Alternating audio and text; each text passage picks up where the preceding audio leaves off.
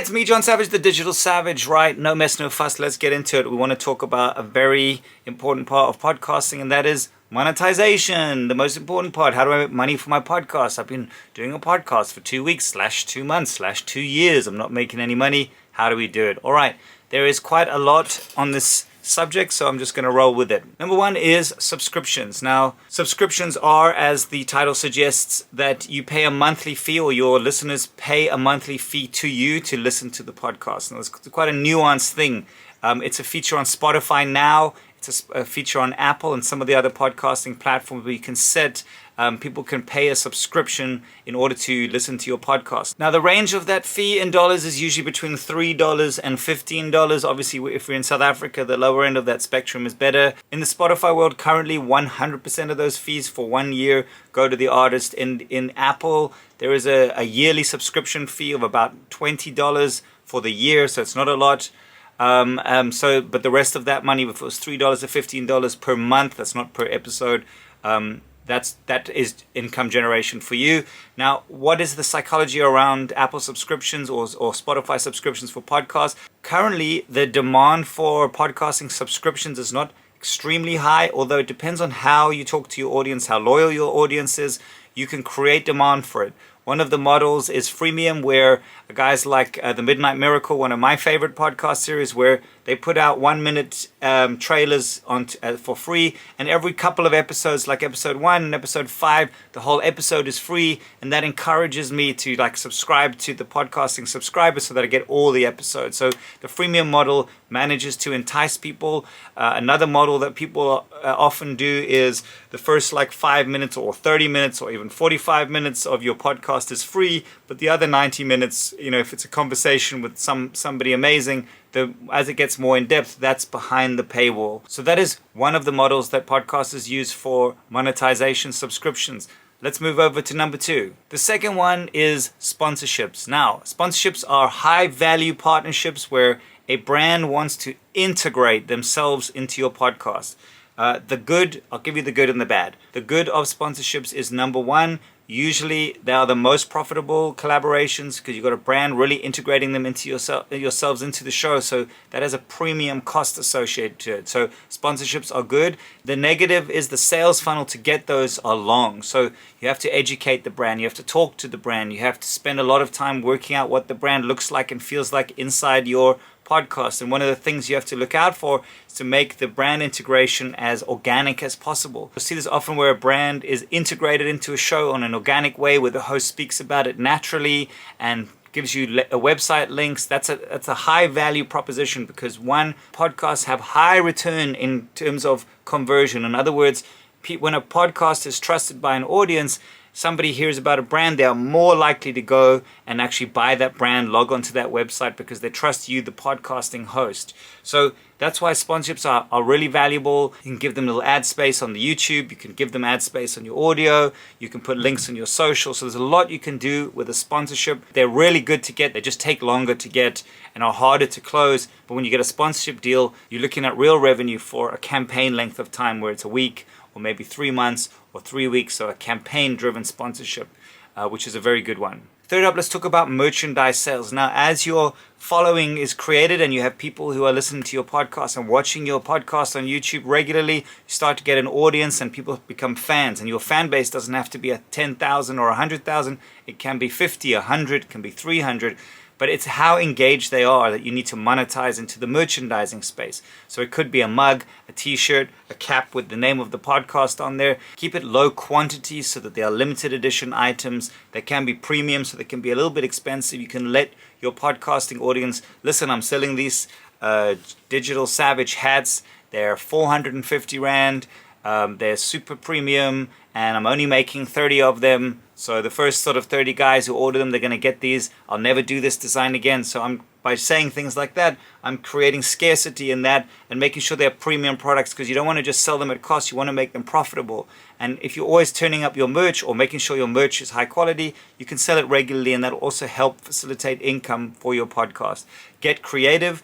If your podcast is about fishing, maybe you get some sort of branded fishing role for yourself. So make sure that, because you're not a Coca-Cola type of company, you're an independent podcaster, you can think out of the box and make merch that's really special or even funny or comedic or silly. Maybe it's underpants, something that your audience that they'd appreciate. Number 4 is listenership donations. There's a lot of ways you can do that. Spotify has one built in.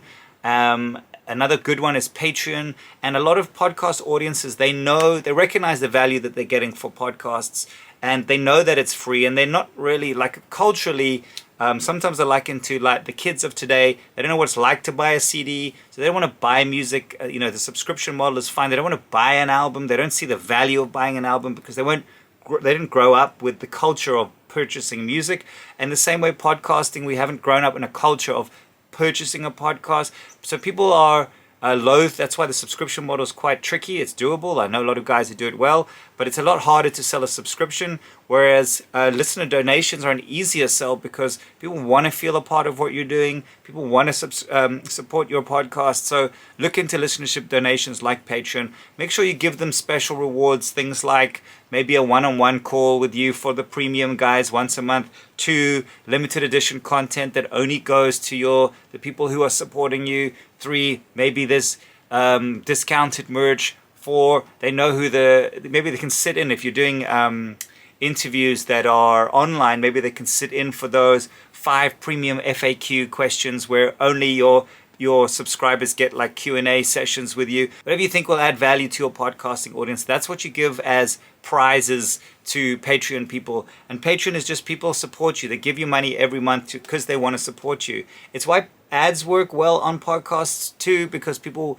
know that by supporting the ad or the brand, they're supporting you as well. So there's a lot of love that you can leverage into the monetization space. People know you're not making money from podcasts, and that's why they're eager to support. So if you can really build a foundation around the donation model, that can really work, at least not for your whole career, but at least to subsidize a portion of what you're doing for podcasting. 5, let's talk about ads. Now, ads are a really important part. So it's different from sponsorships. When we were talking about sponsorships earlier, we're talking about almost a show takeover, a partner in your show where somebody is integrated into your show, where you're talking about them, where they play a priority mechanism. But inside a podcast, there are a whole lot of other places you can place ads.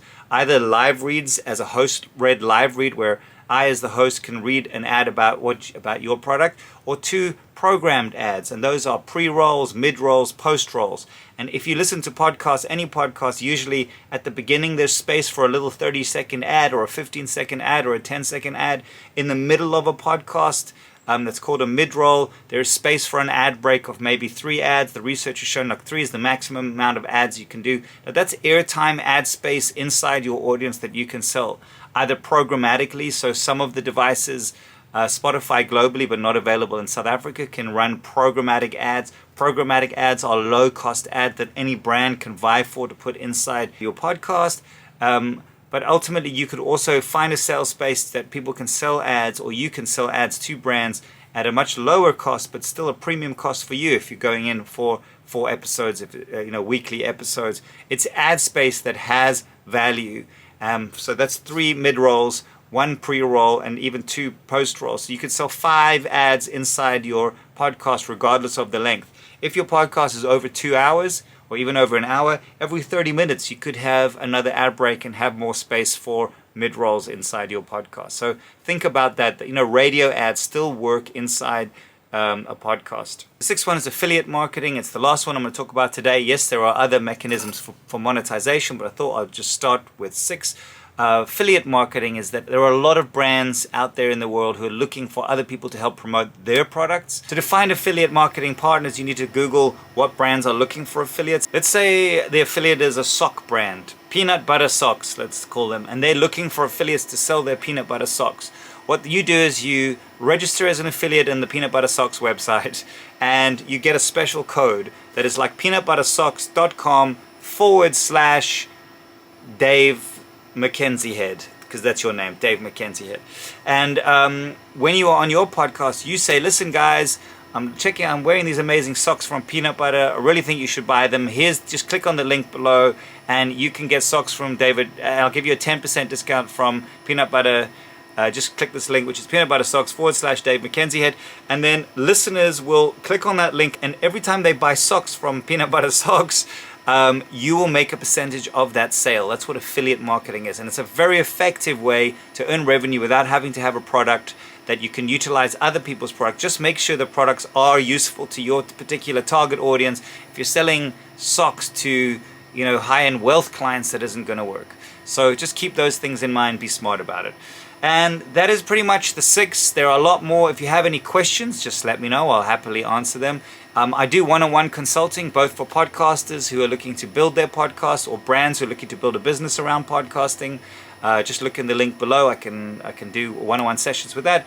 Or follow me on Instagram at Jon Savage. I said Instagram, but I meant Instagram.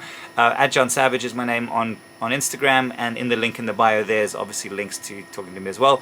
This has been another episode of Digital Savage. Hiya! Oh, madness, my friend.